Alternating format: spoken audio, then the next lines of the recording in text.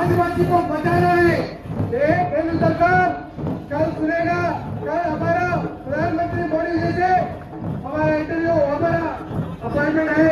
हमारा नेता सुरेश मोदी हमारा इसको देंगे।